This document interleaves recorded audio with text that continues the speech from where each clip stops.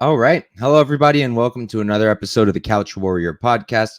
As always, I'm your host, Mike, and today we're going to be breaking down Road to UFC 3. So it's the first episode on Sunday morning, and then I'm going to drop the video for the second episode on Sunday. I'll probably put it out right after this one. I'm going to be recording them back to back. I thought about doing them both in one video, but kind of easier for people to just go to the fights they want if it's separate. So I'm going to do two separate videos, and we'll hop right into it. We got 5 fights. I don't have as many spots on these two cards because a lot of chalky favorites. A lot of them you could probably parlay. I'll give you guys my parlays and my parlay legs as we go on and at the end, but I'd definitely exercise caution. I'll talk about it, but there's a few underdogs that I think, they won't necessarily win, but they're very, very live and a little mispriced. So we'll talk about it and we'll hop right in. So for this first fight, we've got Chris Hofmann versus Sang-Hoon Yu. Hofmann is 9-1-0. He's 33 years old, 6 feet tall with a 70-inch reach, training out of Def Tac, Philippines. That's incorrect. He's actually training out of 360 Martial Arts. Yu on the other side, he's 7-2-0. He's also 33. He's going to be the same height, have a 4-inch reach advantage, and he's training out of Busan Team Mad. So Hoffman opened as a big underdog, and the people who played him at like plus 200 or so, I think that was a good bet. But now people are getting so into him, and I think it's kind of just a wave. They're seeing people bet Hoffman, so they're also betting Hoffman. And let me give you guys a line. The line currently is pretty much a pick 'em. It's minus 114 Hoffman, minus 116 Yu. So the money's come back in on Yu because Hoffman was a favorite like yesterday. And I'll be honest, I don't think you should be putting your money on either of these people. So starting with Yu, he was on the Dana White's Contender Series against Peter Barrett. This was in 2019. And he lost that fight. And it was not a great fight to watch. So his takedown defense, not great. His wrestling, it's all right. But you watch his fights even outside of that. Like, he didn't look good there. He really didn't. The fact that he lost to Pete Barrett, who's a 145er, and now he's fighting at welterweight, I don't love that. Maybe it's a good thing because he was very, very thin when they fought. They did fight at 155. Now looks much bigger, much more filled out. But you look at his last fight. He fought Kim Jae-young. Now, Kim Jae-young he was 38 at the time. I think he's older now. I don't remember.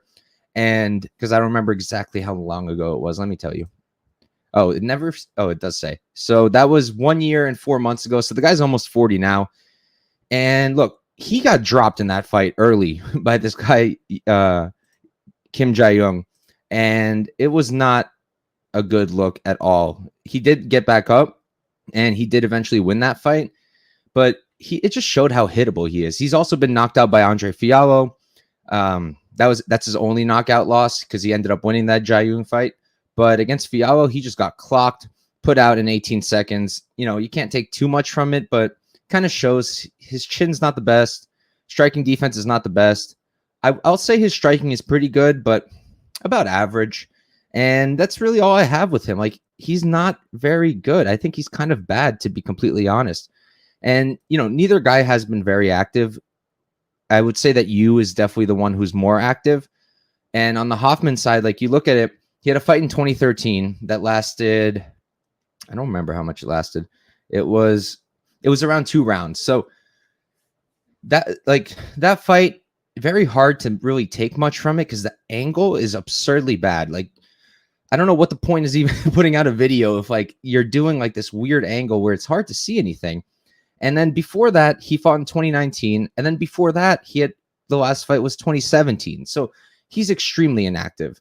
And watching him, I think his striking is pretty good. I think that in the clinch, he's very, very solid. I like to do what he does. I like to see what he does in the clinch.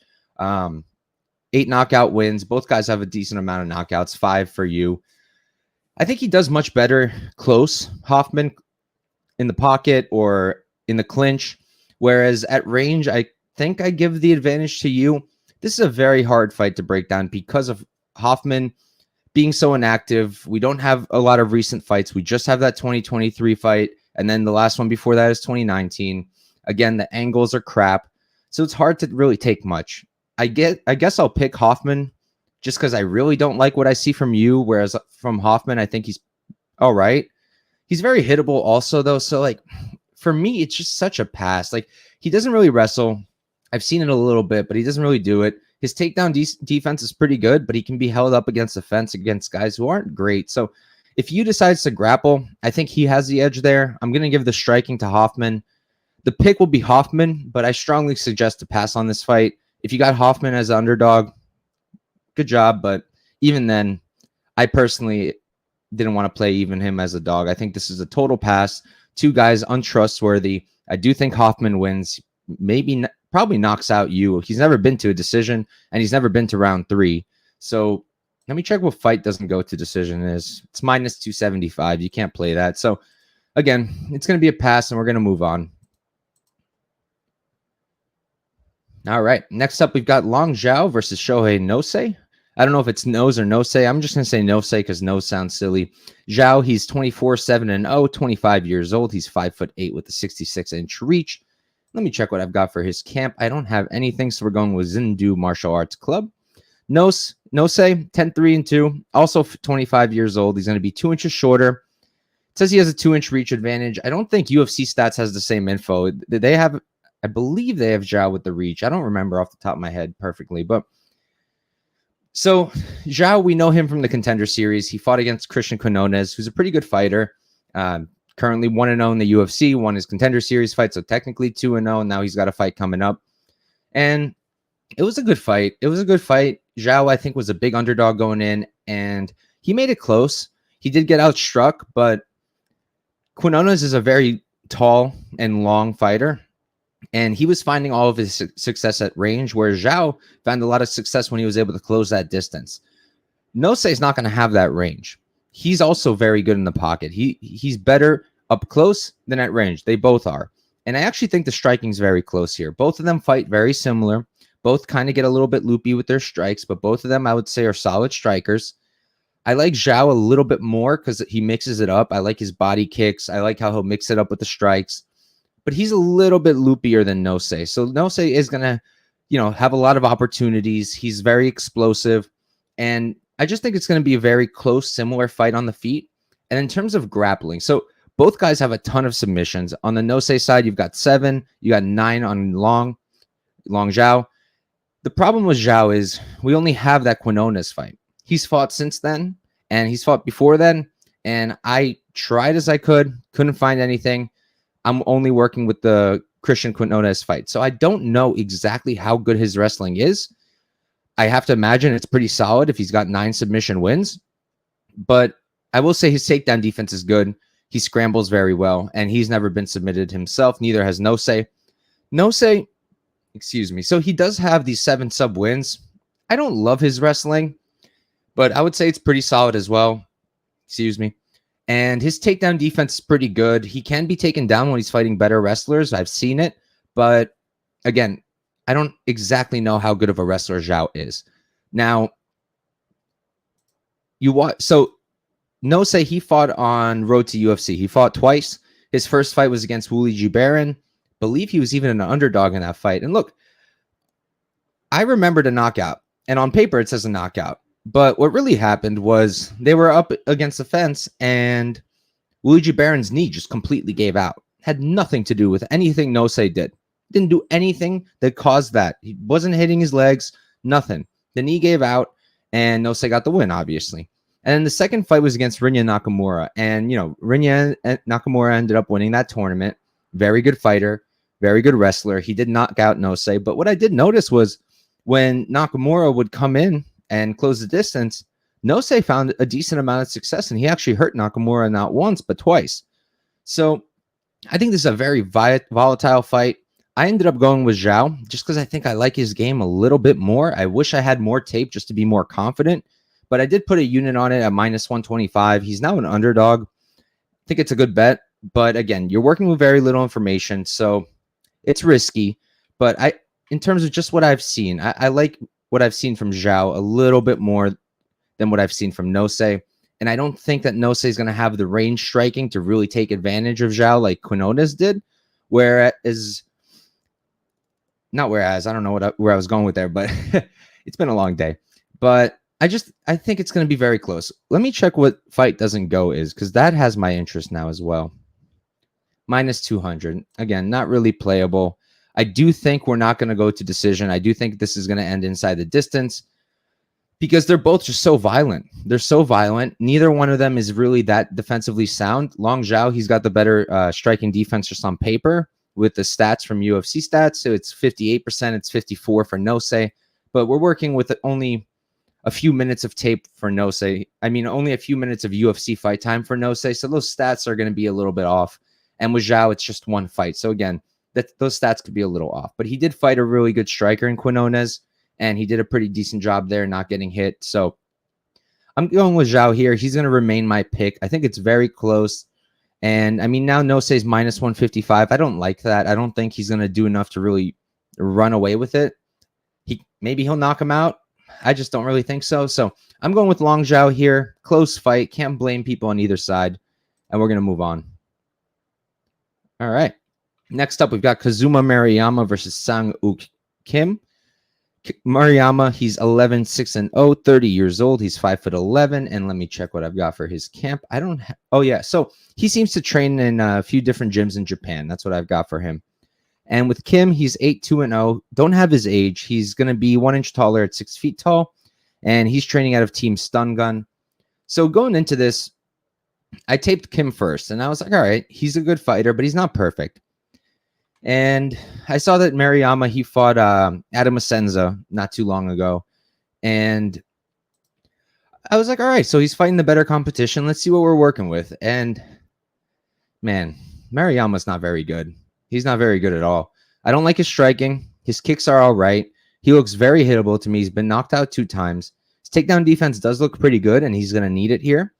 4 sub wins, 1 sub loss, and one of his knockouts came in 2019 against the 36-year-old at the time, and he got flatlined. He just got absolutely flatlined in that fight. It was not a good look. Oh, and I actually did find Kim's age. Sorry about that. I have it written down in my notes. He's 28, so he's going to be 2 years younger. And on the Kim side, I do like his striking. His striking looks pretty good. He's primarily a wrestler from what I can see. He prefers to wrestle. He's shooting more often than he's striking. I would say that his wrestling is good. He's got a good back take, and I really like his top control. There's a few issues here and there where, you know, he'll get overexcited on the back and kind of slip off. And also, when he's on his own back, I saw it against Yamada Shoma, who was actually making his pro debut. And when Kim was on his own back, it didn't look great. He looked a little bit like he was struggling, a little bit of a fish out of water, but he did end up getting back up and ended up winning that fight as well. I think he's just a way more well-rounded guy. I think that he's just way more trustworthy. And I just think he's way more skillful and has a lot more upside than Maruyama does. I don't really see Maruyama going anywhere, whereas Kim, still young in his career, I think that he does have a lot of potential. So I actually ended up parlaying Kim. I've got him in 2 parlays. I'll talk about it soon. And out of everyone on this card, probably one of my favorite parlay pieces because it's not extremely wide. It's minus 285. There's much worse on these cards. And I just think he's got this. Like, I think he wins this fight probably 8 out of 10 times. I'm fairly confident in Kim. I think he's going to dominate here. Just not seeing much to love for Maruyama. So the pick is Kim. I think that he's going to find a lot of success wrestling. Asenza's pretty good, but he dominated Maruyama for the most part on the ground. And Maruyama did get his own takedowns, but not enough. And he got out grappled and lost that fight. So going with Kim, and we're going to move on to the next fight. All right. Here we've got Shuya Kamikubo versus Baergeng Jieleyisi. Now, Kamikubo, sorry, 12-1-1. He's 28, 5'5". I do not have his reach. And in terms of his camp, we're going to go with Honey Trap because I don't have anything else. Jieleyisi. He's 12-3-0. Don't have his age. He's 5'9", so he's going to be 4 inches taller. Does have a 72-inch reach. And look, here's the problem here why I don't suggest putting any money on this. Jieleyisi, he's been fighting a lot, but the only video that I've been able to find, the only tape I have available is his pro debut in 2017. And what that showed me was even on his pro debut when he was super green and fighting for the first time professionally, his wrestling looked very solid. quick takedown, looked great, and he did end up getting submitted. He's got one sub loss, and that was his pro debut. But I liked what I saw. And if he's been improving since then, I mean, now he has 15 fights. If he's been improving, which it seems like he has been because he's been winning, he might look really good here. But we don't know. We don't know. So I highly suggest not touching this. Kamikubo, I see why he's such a heavy favorite, because Jieleyisi, he's been submitted once, and we have no other info from him. So I think people are just kind of assuming he's a bum fighting on the Chinese regional scene. But I have a gut feeling that he's not going to look like a bum.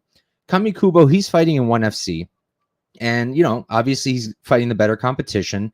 Not fighting studs necessarily, but he's fighting better guys than Jieleyisi has. I'm fairly confident in that. He's a very good wrestler. That's his thing. And that's why I'm also not confident in parlaying him, because his striking, I don't love his striking. It's in my notes, not my favorite. I have no idea what Jieleyisi's striking is. I have zero idea because there's no tape on it. In his pro debut, he went right for the takedown. Don't know how he strikes. But from what I've seen, Kamikubo is primarily a grappler. He's very good at it, very solid wrestling. And he's also one of these guys where he'll take the back right, but get a little bit overexcited, slip off. He can lose position, but he normally gains it back. He's a very good grappler. But because he's primarily a grappler, and because from Jieleyisi, the one thing I know is that seemed like a solid wrestler and has 7 submission wins of his own, is Kamikubo really going to dominate here? He's much smaller. So I don't know. Because I don't know, I'm not going to touch it. And I don't think anybody else should. I'm a little bit interested in fight goes to decision at plus 195 because I just kind of like those spots when I have 2 wrestlers. When I have 2 wrestlers and I'm getting plus money, more often than not, I'm playing it. The only reason I'm hesitant is, again, because I don't know what Jieleyisi is going to look like. Is he going to look like a stud? Is he going to look awful? I don't know. So even the fight goes to decision, while I'm tempted, probably not going to play it because I don't think it's a smart move. I really don't think you should parlay Kamikubo. I understand why people seem excited with him. He's a great grappler, great fighter.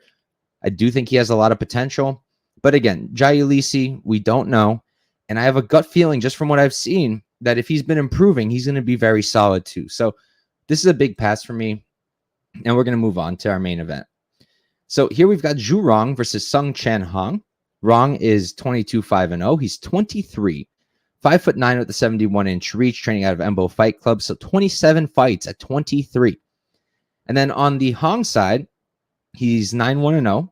Don't have his age. Let me check my notes if I ended up finding it. I did not. And he's 5'7", so he's 2 inches shorter. I don't have his reach, and I have him training. We're going with Tapology, so Korean top team. And now, so Jirong, he was in the UFC.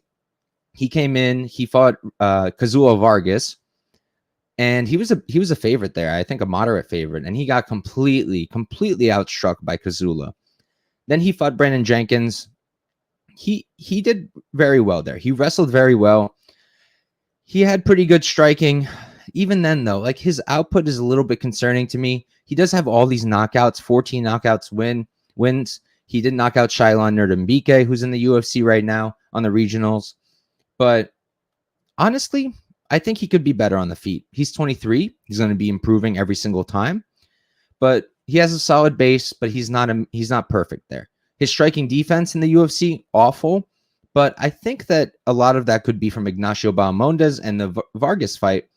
And both of them are better strikers than his opponent, who I'm going to talk about in a second. His defensive grappling, pretty good. The numbers say 100% on the UFC, but he hasn't fought any good wrestlers, so that's probably why it's at 100%. And he's going to need that takedown defense here. Again, I'll talk about it soon. He's got 5 submission wins himself, but he's been submitted 4 times. So definitely something to think about because he is fighting a grappler. Now, Hong, don't have a ton of tape for him. Have one video, one fight that I'm working with. I don't like his striking. I think his striking is just okay, and that's why I don't think he's going to have an edge there where Rong usually struggles or has struggled at a higher level in the UFC. He's a wrestler as well, and I haven't seen Rong out wrestled personally. I haven't seen it on tape. So is Hong going to be able to out-grapple him? I personally do not think so. I wouldn't put too much on this fight. I do have Rong as a parlay piece in one parlay with a half unit stake, but I wouldn't put too much because this is going to be a wrestling match. And I think that it could be close. Again, with Hong, we're working with just one video, and he might be better than we can tell. I think he's pretty good. He's a good wrestler, and I think he can beat a decent amount of guys, but I don't necessarily think that he's at the UFC level just yet. And I do think that Rong just should be the better guy here. He's also a very good wrestler. I think he's going to have the edge, and he's a bigger guy as well. So give me Rong here. I think he's going to win. Honestly, I think he wins by decision. Let me see what we're working with there. So fight goes to decision is plus 240. I think I'm going to be playing that, to be completely honest with you guys. Because again, I spoke about it a few fights ago. When we have two wrestlers, when I have two wrestlers, I'm very tempted to play fight goes when it's big plus money, especially at plus 240. Because when you're on the ground, we tend to see a lot of, we tend to see those fights go longer. Of course, a submission, ground and pound can happen and the fight can end earlier. But because we have two good wrestlers from what I can see here, I think that we might just see a bunch of grappling and not necessarily see a finish. Rong by points is plus 450. Again, I think that's worth a sprinkle too. And I'll probably be on that as well. So give me Rong here. I think he's an okay parlay piece, but I would be careful and I wouldn't put more than a unit on any parlays with him in it. And again, I'm interested in these anti-violence props because I do think we're going to see just a 15-minute wrestling match personally. So give me Rong, and we're going to not move on. That's it. That's 5 fights. So we're going to close off the video here. I'm going to give you guys my parlays real quick, and then I'm going to hop into another video, and I'm going to do the 4th fight card for Road to UFC. So here's what I've got for this card. I've got Long Zhao at minus 125 for 1 unit. You can now get him as an underdog. And I have parlayed Rong, Sangok Kim, who we spoke about in this card, and someone who we're going to be talking about in the next card, Shin Haraguchi. I got that parlay at minus 100. I put a half unit on it. And then I also parlayed Kim once again from this card, and I parlayed him with 2 people we're going to talk about in the next card, Zawupasi and Lee. That came out to plus 115, and I put another half unit on that. And that's all I have for these 2 cards, and that's all I have for this card. So thank you guys for watching. Good luck with any bets you have this weekend, and make sure to check out my other episodes for Road to UFC. I've already put out 2 of them, and I'm going to put out a 4th right after this one. So thank you guys once again. Good luck, and peace out.